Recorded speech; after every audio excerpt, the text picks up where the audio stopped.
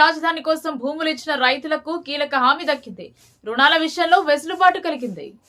అమరావతి ప్రాంతంలో రైతుల సమస్యలను పూర్తి స్థాయిలో పరిష్కరిస్తామని ప్రభుత్వం హామీ ఇచ్చింది. అదేవిధంగా కొత్తగా పెన్షన్ల మంజూరు, హెల్త్ కార్డులపైన స్పష్టత లభించింది. భూ వివాదాలకు సంబంధించి త్వరలోనే పరిష్కారం చూపిస్తామని రైతులకు ప్రభుత్వం నియమించిన త్రిసభ్య కమిటీ హామీ ఇచ్చింది. రాజధాని ప్రాంతంలో జరుగుతున్న అభివృద్ధి పనులపై 3 మెన్ కమిటీ ఈ రోజు శనివారం సమీక్ష నిర్వహించింది. కేంద్ర మంత్రి పెమ్మసాని కీలక అంశాలను వెల్లడించారు. రాజధాని కోసం భూములు ఇచ్చిన రైతులకు 30 ఏళ్ల పాటు లింక్ డాక్యుమెంట్ లేకుండానే రుణాలు ఇచ్చేందుకు బ్యాంకులు అంగీకరించారని వెల్లడించారు. రిటర్నబుల్ ఫ్లాట్లకు సంబంధించి సిఆర్డీఏ ఇచ్చే డాక్యుమెంట్ ఆధారంగానే రుణాలు ఇచ్చేందుకు సమ్మతించారని ప్రకటించారు. కాగా జరీబు భూ సమస్యలపై సర్వే పూర్తయిందన్నారు. జరీబు భూములపై జెన్యూన్ గా ఎవరికి ఇవ్వాలి అనే దానిపై కమిటీ రిపోర్ట్ తర్వాత నిర్ణయం తీసుకోవడం జరుగుతుందని చెప్పారు. ప్రపంచ వ్యాప్తంగా చోటు చేసుకుంటున్న వరుస ప్రమాద ఘటనలు ప్రజలకు భయాందోళన కలిగిస్తున్నాయి. ఓవైపు రోడ్డు ప్రమాదాలు, మరోవైపు రైలు ప్రమాదాలు, విమాన ప్రమాదాలు సైతం జరిగి పదుల సంఖ్యలో ప్రజలు ప్రాణాలు కోల్పోతుండడం సర్వత్రా ఆవేదన నింపుతున్నాయి. ఇప్పుడు జపాన్ లోని గున్మా ప్రిఫెక్చర్ లోని మీనాకమి పట్టణం సమీపంలో గల కన్ ఎత్సు ఎక్స్ప్రెస్ వే పై ఘోర ప్రమాదం సంభవించింది. శుక్రవారం రాత్రి ఈ దుర్ఘటన జరిగినట్టు తెలుస్తోంది. భారీగా మంచు కురుస్తుండడం, రోడ్డుపై గడ్డకట్టిన మంచుతో 50కి పైగా వాహనాలు ఒకదానికొకటి ఢీకొన్నాయి. ఈ దుర్ఘటనలో ఒకరు మరణించగా 26 మందికి గాయాలయ్యాయి. ప్రమాదం అనంతరం సంభవించిన భారీ అగ్ని ప్రమాదంలో అనేక వాహనాలు కాలి బూడిదయ్యాయి.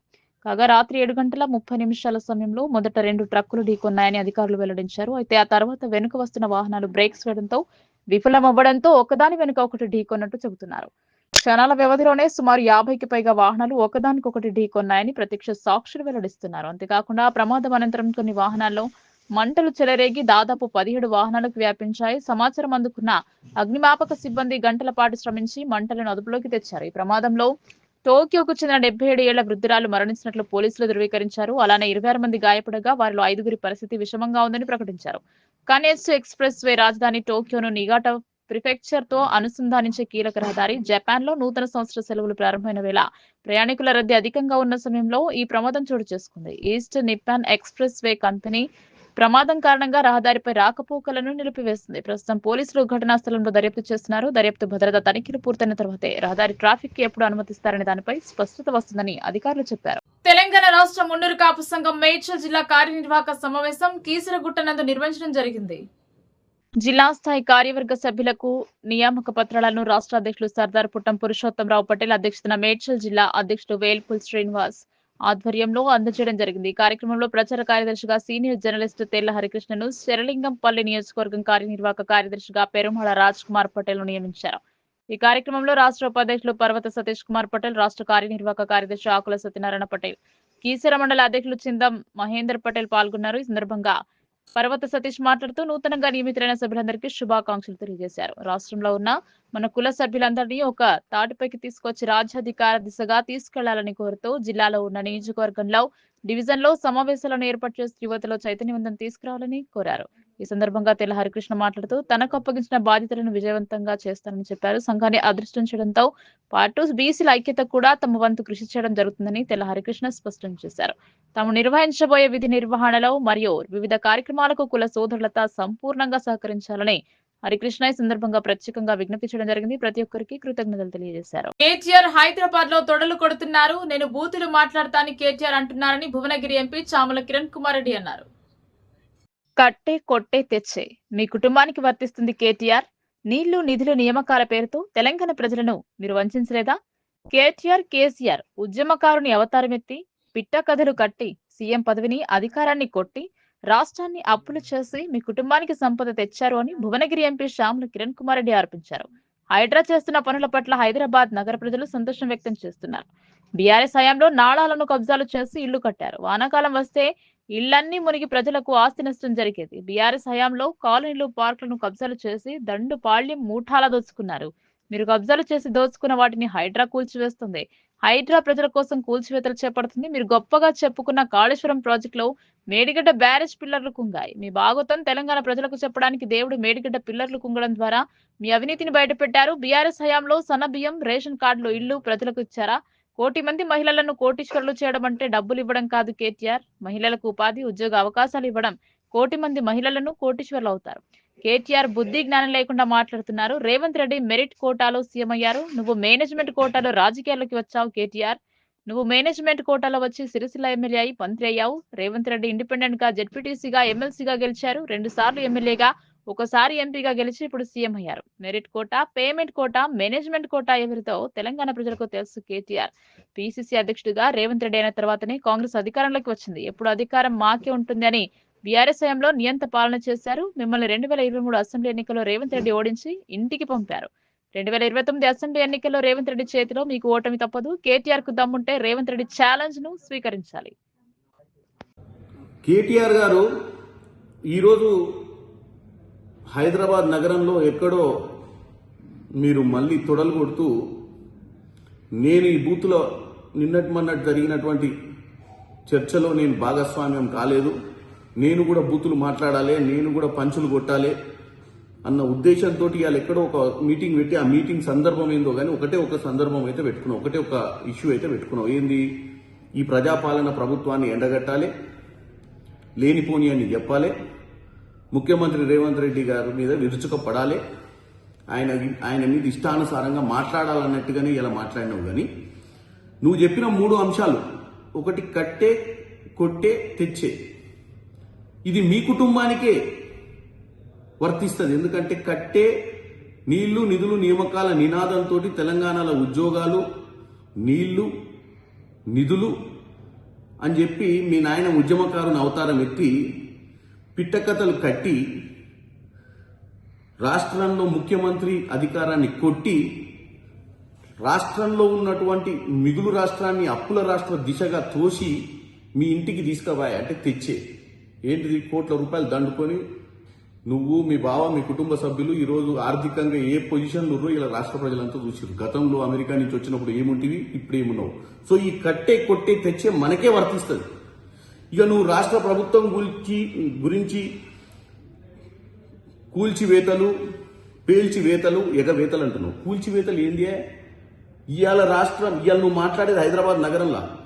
హైదరాబాద్ నగరంలో ఉన్నటువంటి చాలా మంది కాలనీలో ఉన్న ప్రజలు ఈరోజు సంతోషం హైడ్రా మీద వ్యక్తం చేస్తారు. ఎందుకంటే మీ హయాంలో నాలాల మీద ఇల్లులు కట్టి ప్రతి వానకాలం వచ్చినప్పుడు ఆ చుట్టుపక్కల ఉన్నటువంటి ప్రాంతాలన్నీ మునిగి వాళ్ళ ఆస్తి నష్టం జరుగుతుంది.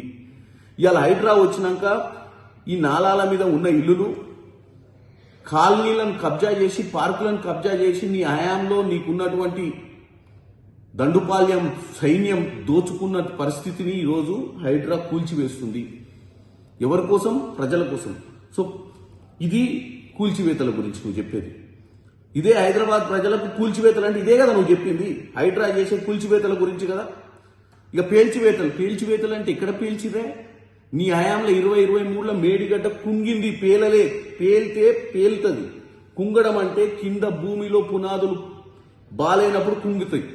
కుంగిన దానికి కూడా నువ్వు వీలైనంత వరకు ఎలక్షన్ల టైంలో నీ భాగవతం బయటపడ్డది. పైన భగవంతుడే చూసి సమయానికి ప్రజలు మళ్ళేమన్నా తప్పిదంగా మీ దరిద్ర పాలనకు ఓటేస్తారేమోనని స్వయాన దేవుడే ఆ రోజు వాస్తవ పరిస్థితిని చూపించే విధంగా అది కుంగింది. ఎందుకంటే అది ఆ 1-2-3 నెలలు కుంగకపోతే మీరు గొప్పగా చెప్పుకొని కాళేశ్వరం గురించి మళ్ళీ అధికారంలోకి వచ్చి దండుకుందామన్న ఆలోచన మీది. ఇక ఎగవేతలు, ఎవరు ఎగవేతలువా? ఇచ్చిన హామీలను నెరవేర్చాలని చెప్పి ప్రతిరోజు సన్నబియ్యం మీ హయాంలో పెట్టిర్రా? మీ నాయన పెట్టిండ్రా? రేషన్ కార్డులు ఇచ్చిర్రా? ఇంద్రమ్మ ఇల్లులు ఇచ్చిర్రా? ఎగవేతలు మాయగావు. ఇవాళ నువ్వు అక్కడ లేనిపోని ముచ్చట చెప్తున్నావు. 1 కోటి మంది మహిళలను కోటీశ్వరులను చేయాలంటే నీ లెక్క బుద్ధి లేని, జ్ఞానం లేని మాటలు కాదు. 1 కోటి మందిని కోటీశ్వరులను చేయాలంటే వాళ్ళకు ఉపాధి కనిపించాలి. లెక్కేసుకొని 1 కోటి మందికి 1 కోటి ఎంత ఇద్దని లెక్కేసుకొని గిన్ని కోట్లు ఏడుని అంటున్నావు. అంటే గిది నీ ఆలోచన. 1 కోటి మందిని కోటీశ్వరులను చేయాలంటే 1 కోటి రూపాయలు ఇచ్చుడు కాదు కేటీఆర్. 1 కోటి మందిని కోటీశ్వరులు ఇవ్వాలంటే ఇట్లా తెలంగాణ రైజింగ్ సమిట్లు పెట్టి, అవి పెట్టి, ఇవి పెట్టి ఉద్యోగ అవకాశాలు క్రియేట్ చేసి మహిళలను వాళ్ళ కాళ్ళ మీద వాళ్ళు నిలబడేటట్టు ఉపాధి కల్పించాలన్న ఆలోచన ఈరోజు రేవంత్ రెడ్డి గారు చేస్తున్నారు. దాన్ని కూడా నువ్వు తప్పుగా చూపించి 1 కోటి మహిళలను కోటీశ్వరులు ఎట్లా చేస్తావు? బస్తీ మీద సవాల్ అన్నాడు రేవంత్ రెడ్డి గారు 23 కంటే ముందే. ఆయన మెరిట్ కోటాలో వచ్చిండు. పేమెంట్ కోటా కాదు, నీది కోటా, మేనేజ్మెంట్ కోటా నీది. నువ్వు అమెరికా నుంచి డైరెక్ట్ గా ఉద్యమానికి సంబంధం లేకుండా సిరిసిల్లకు వచ్చి ఎమ్మెల్యే అయిపోయి మంత్రి అయిపోయింది నీది మేనేజ్మెంట్ కోటా.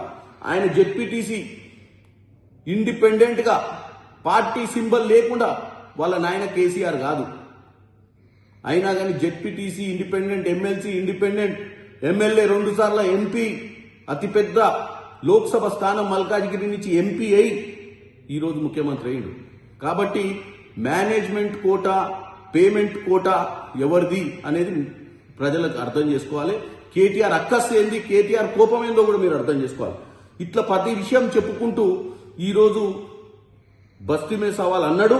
29 ఎన్నికలలో అది కూడా నెరవేర్చి చూపిస్తాడు. ఎందుకంటే ఆల్రెడీ మిమ్మల్ని 23లో ఇంటికి పంపించిండు. ఎందుకంటే మీరు ఈ రాష్ట్రంలో ఎప్పటికీ అధికారంలో ఉంటామని ఒక దౌర్భాగ్య ఆలోచనతో ఇష్టానుసారంగా పరిపాలించారు మీరు.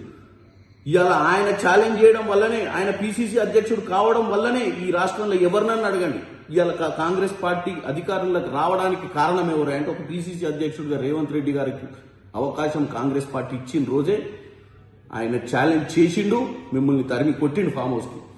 ఈ రోజు కూడా ఒకటే చెప్తున్నా, ఈ రోజు కూడా రేవంత్ రెడ్డి గారు 29 గురించి చెప్తుండ్రు. ఎందుకంటే 23 తర్వాత గుండు సున్నా వచ్చింది మీకు పార్లమెంట్ లో. కేటీఆర్ ఎందుకు ఊకే జబ్బలు జరుచుకుంటావు, ఏదో మహా తెలియకలు, నువ్వు వర్కింగ్ ప్రెసిడెంట్ ఐరన్ లెగ్, నీ ఐరన్ లెగ్ తోటి ఒక్క ఎన్నికలు గెలవలే. ఎందుకంటే పార్లమెంట్ లో గుండు సున్నా వచ్చింది. మీకున్నటువంటి ఎమ్మెల్యే కంటోన్మెంట్ లో సిట్టింగ్ సీట్ ని కోల్పోయినావు. నువ్వు ఇలా హైదరాబాద్ ప్రజల గురించి, హైదరాబాద్ ప్రజలు నిన్ను బాగా లైక్ చేస్తున్నట్టు, అది నీ భ్రమ. ఇదే హైదరాబాద్ లో కంటోన్మెంట్ ఎన్నికలు ఓడిపోయినావు. నిన్న మొన్న జూబ్లీస్ లో కూడా తొడలు జబ్బలు జరుచుకున్నావు. ఏమైంది? ఓడిపోయినావు. సో ముఖ్యమంత్రి గారు మిమ్మల్ని పదే పదే చెప్పి చెప్పి చెప్పి చెప్పి కొడతనే ఉండు. ఇప్పుడు కూడా చెప్పిండు 29లో ఏం జరుగుద్దో. ఈ పిచ్చి మాటలు బంద్ చేసి ఒక కన్స్ట్రక్టివ్ అపోజిషన్ లీడర్ గా వ్యవహారం చేయండి. ప్రజలకు ఏం కావాలో చెప్పండి. ఇట్లా కోటీశ్వర్లను కోటి మైందలు చేట కోటి కోటి ఇంటికి ఇచ్చినట్టు కాదు. ఇట్లాంటి పిచ్చి ఆలోచనలు నీ మైండ్లోకి వెళ్తే ఒక కన్స్ట్రక్టివ్ లైన్ లో ముందుకు రా. మీ నాయనని అసెంబ్లీకి తీసుకురా. మీ నాయన అసెంబ్లీ వచ్చే ఓపిక లేకపోతే అపోజిషన్ పార్టీ లీడర్ స్టేటస్ తీసుకొని నువ్వేమైనా కన్స్ట్రక్టివ్ గా మాట్లాడే ప్రయత్నం చెయ్యి.